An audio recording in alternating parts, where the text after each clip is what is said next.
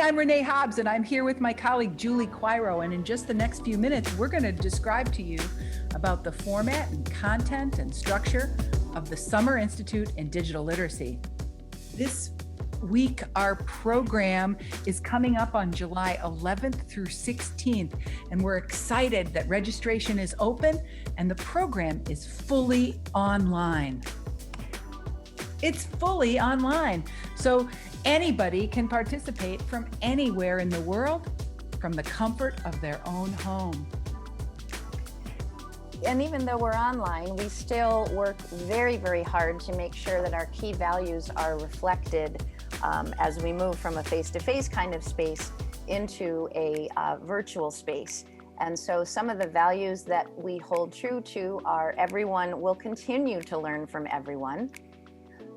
Lots and lots of opportunities for both hands-on and minds-on learning. And perhaps most importantly, leveraging the unique power of two and the opportunity to build relationships with lots of people, but especially with a dyad. We really value creative collaboration, and this year for the 9th Annual Summer Institute, we're really excited about our keynote speaker, Amber Coleman Mortley. She's the Community Engagement Manager at iCivics, which is an outstanding civic education program.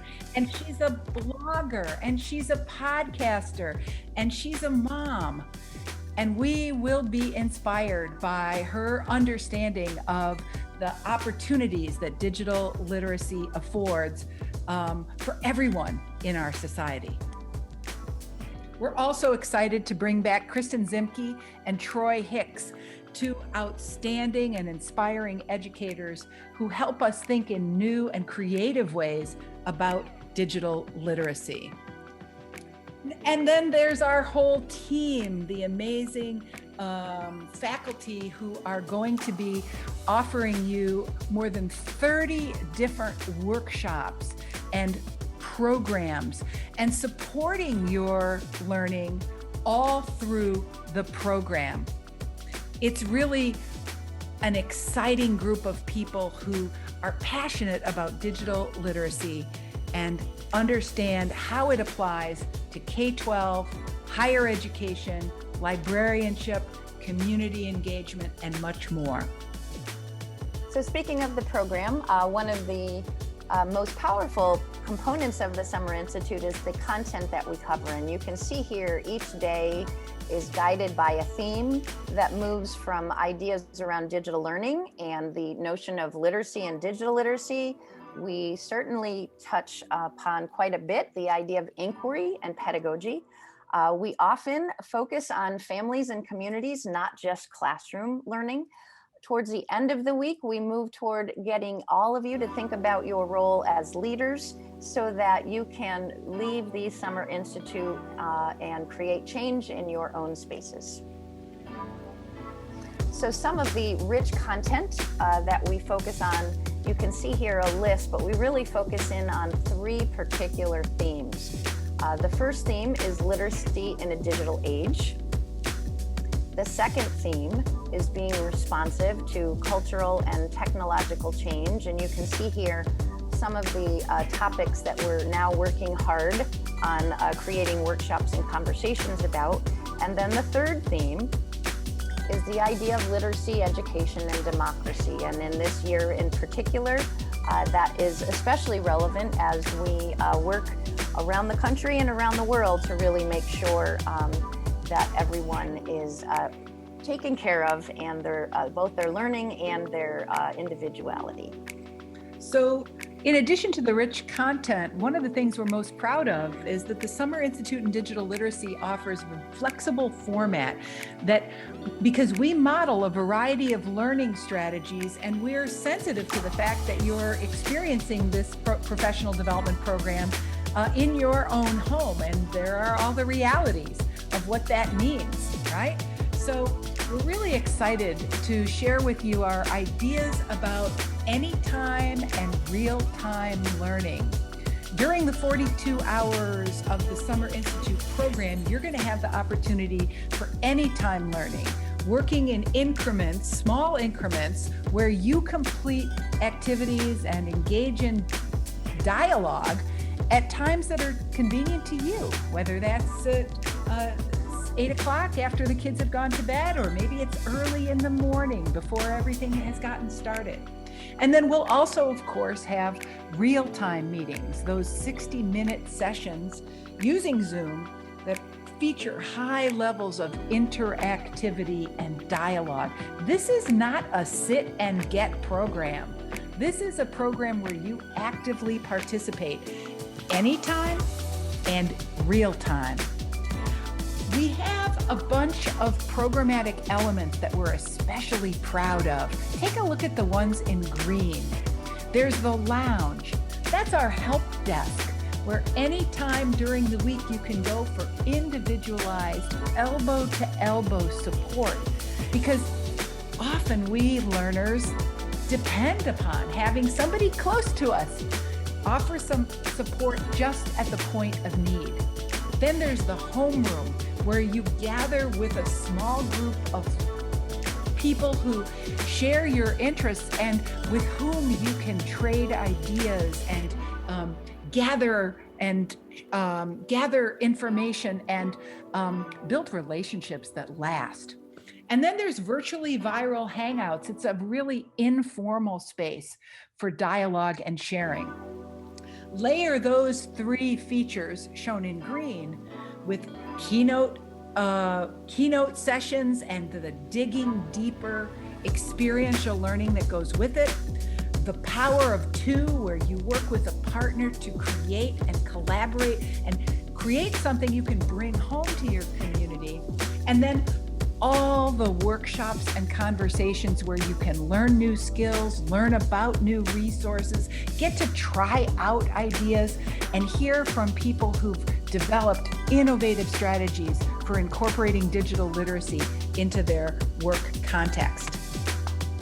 So Renee mentioned the idea of Design Studio, and you're probably wondering what that is. That is perhaps what makes our Summer Institute the most unique, and this power of two. And so we realize that each of you come from different places and spaces, and you also have different schedules and needs. And so as we work together online, you'll have one of three options to collaborate with your dyad partner. The first option is you'll collaboratively brainstorm ideas and create a collaborative work together at the end of each day during Design Studio.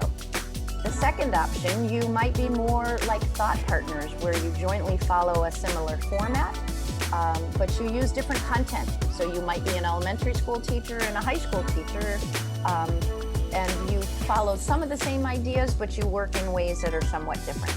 And then the third option is much more of an independent time that you would work together, and then daily you touch base with your thought partner to kind of springboard ideas and give each other feedback.